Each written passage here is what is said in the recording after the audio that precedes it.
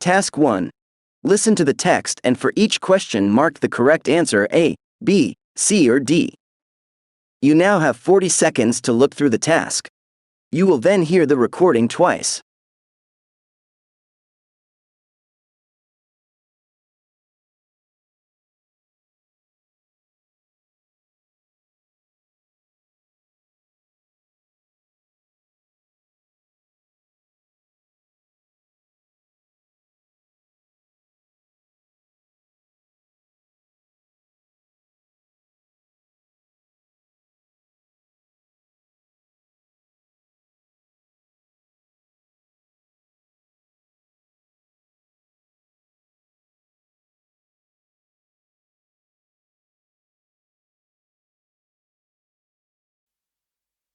Hello.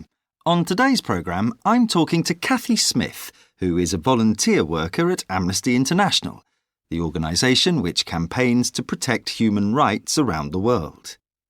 Kathy only recently joined Amnesty and joins us today as part of Youth in Action Week, a programme that encourages young people in their teens and 20s to take action to improve the world. Welcome to the programme, Kathy. Hello. So, tell us a little bit about Amnesty International, Kathy. When did the organisation start? Well, it was founded in London in 1961 after a well-known lawyer wrote an article in a newspaper which told people about all the prisoners of conscience in the world.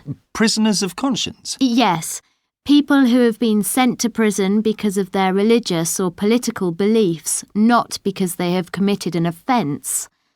Amnesty International is an NGO, which stands for Non-Governmental Organisation. That means that it gets no government support, but it gets money from its members and donations from supporters. What we try to do is raise awareness of human rights abuses and put pressure on governments by getting public opinion on our side. And what exactly does Amnesty International fight for? Well, we have a number of long-running campaigns. For example, Amnesty International supports arms control. We want to persuade governments to agree to an arms trade treaty that would stop the sale of guns to countries where there are civil wars or where the governments commit human rights abuses against their citizens. The organisation also fights for an end to the death penalty. We think it's wrong that governments are allowed to kill people. And don't you fight for justice for people who are wrongly in prison? Absolutely. That's one of the main purposes of Amnesty. For example, at the moment we're supporting a teenager who is in prison because he has refused to join the army in his country.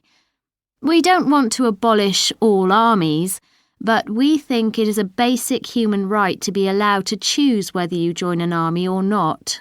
Well, it sounds like Amnesty International still has a lot of campaigning to do. I think so. OK, thanks for coming into the studio, Kathy. After the break, we'll be speaking...